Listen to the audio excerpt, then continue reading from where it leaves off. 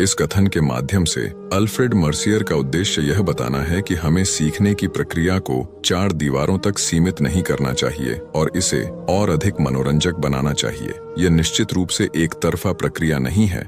छात्रों और शिक्षकों दोनों को एक दूसरे से बातचीत करने और सीखने के लिए मिलना चाहिए। इंटरैक्टिव कक्षाओं के साथ सीखने की प्रक्रिया को मजेदार बनाया जा सकता है और इस तरह छात्रों को पारंपरिक रूप से कठोर सीखने के माहौल की तुलना में बहुत अधिक ज्ञान बनाए रखने को मिलेगा। किसी चीज को मजेदार तरीके से सीखना उसे रटने के बजाय उसे बनाए रखने का एक बेहतर तरीका है। तो चलो इस कहानी के माध्यम से जान। नमस्कार दोस्तों, आपका मेरे मोहित निषाद ड्रो 91 चैनल में आपका स्वागत है। दोस्तों, आज की कहानी बहुत मजेदार है, कुछ नया सीखा कर जाएगी। कहानी को लास्ट तक देखें और लाइक कमेंट जरूर करें। तो चलो वीडियो को शुरू करते हैं। लेकिन वीडियो शुरू करने से पहले अगर आप नए हो तो सब्सक्राइब जरूर करें। तो चलो इस कहानी को सुनते हैं। एक इतना गरीब लड़का था कि वह हर रोज खाने के लिए भटकता था और कहीं ना कहीं से खाना इकट्ठा करता था, पर हर रोज उसका खाना गायब हो जाता था।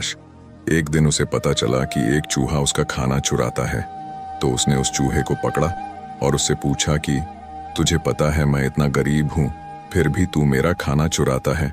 अगर तुम्हें चुराना ही है तो किसी अमीर का क्यों नहीं चुरता? तो वह चूहा बोला कि तेरी किस्मत में कुछ ही चीजें लिखी हैं, वही मिलेगा। भले तू कितनी ही कोशिश कर ले, भले तू कितना भी इकट्ठा कर ले, उसे अपने पास नहीं रख सकता। यह जानकर लड़का बहुत शौक हुआ कि ऐसा कैसे हो सकता है। तो चूहे ने कहा कि अगर तुझे जानना ही है कि तेरी किस्मत में क्या लिखा है तो भगवान बुद्ध के पास जाना पड़ेगा, वही तुम्हें बता सकते हैं कि तुम्हारे किस्मत में क्या है।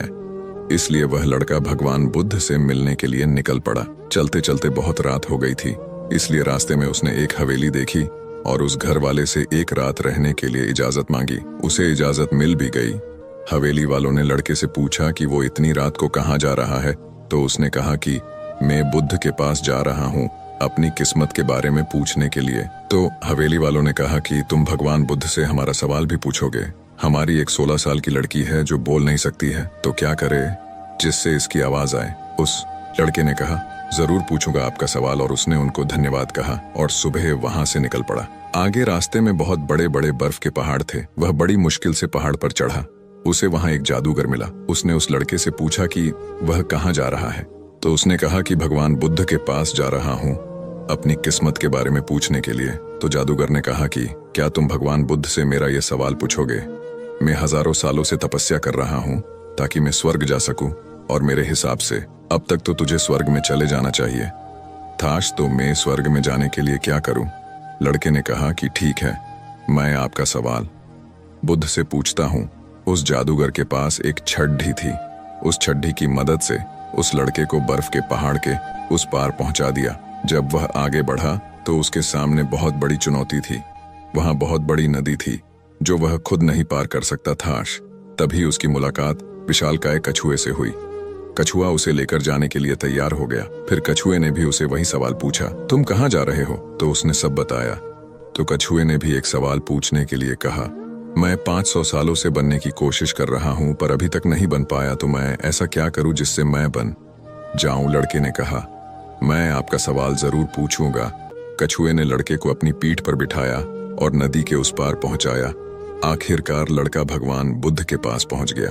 वहां बहुत सारे लोग थे। बुद्ध ने कहा, एक व्यक्ति के केवल 3 सवालों के जवाब दूंगा। लड़का एकदम शॉक हो गया क्योंकि उसे तो 4 सवाल पूछने थे। वह सोचने लगा कि उसे कौन से 3 सवाल पूछने चाहिए। उसने कछुए के बारे में सोचा कि कछुआ 40 सालों से बनने की कोशिश कर रहा है।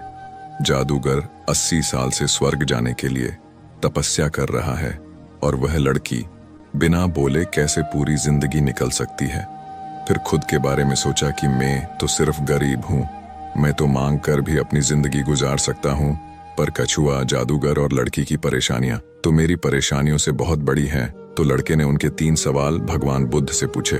बुद्ध ने जवाब दिया कि कछुआ 500 सालों से ड्रैगन बनने की कोशिश कर रहा है पर अपने कवच को छोड़ने के लिए तैयार नहीं है। जब तक वह कवच को नहीं छोड़ेगा तब तक वह नहीं बन पाएगा। वही जादूगर अब तक अपनी छड़ी नहीं छोड़ेगा तब तक वह स्वर्ग नहीं जा पाएगा, और जब लड़की को उसका जीवन साथी मिल नहीं जाएगा तब वह बोल नहीं पाएगी। यह सब सुनकर लड़का वापस कछुए के पास आया और उसे सब कुछ बताया तो कछुए ने अपना कवच निकाल दिया। जैसे ही कवच निकाला उसमें से कीमती मोती निकले। वह मोती कछुए ने लड़के को दे दिए और वह बन गया। फिर जादूगर के पास गया और सारी बात बताई तो जादूगर ने अपनी जादू की छड़ी लड़के को दे दी और वह स्वर्ग में चला गया। उसके बाद लड़का उसी हवेली में गया जहां उसने रात गुजरी थी। जब वहां गया तो लड़की सामने आई और बोली, उस रात हमारे हवेली पर तुम ही आए थे ना। इस तरह लड़के को पैसा, पावर और एक खूबसूरत जीवन साथी मिल गई। जीवन में कुछ पाने के लिए कुछ देना पड़ता है। जब जादूगर ने छड़ी दी तो उसे स्वर्ग मिल गया। वैसे ही जीवन में कुछ बड़ा करने के लिए अपने से बाहर आना होता है। पानी का जहाज सबसे ज्यादा किनारे पर ही होता है, पर जहाज किनारे के लिए नहीं बना है। वह बीच समुद्र में लहरों को चीरते हुए आगे बढ़ने के लिए बना है। इसलिए जीवन में कुछ बड़ा करने के लिए रिस्क तो लेनी ही पड़ेगी। और अगर आपको लगता है कि आपके जीवन में बहुत सारी है तो जरा एक नजर डालिए उन लोगों पर जिनके पास रहने को घर नहीं है, खाने को रोटी नहीं है, कोई देख नहीं सकता, कोई चल नहीं सकता, कोई बोल नहीं सकता। दोस्तों, ये छोटी सी कहानी आपको कैसी लगी कमेंट में जरूर बताना और ऐसे ही कहानी सुनाने के लिए इस चैनल को सब्सक्राइब भी कर लेना। धन्यवाद दोस्तों।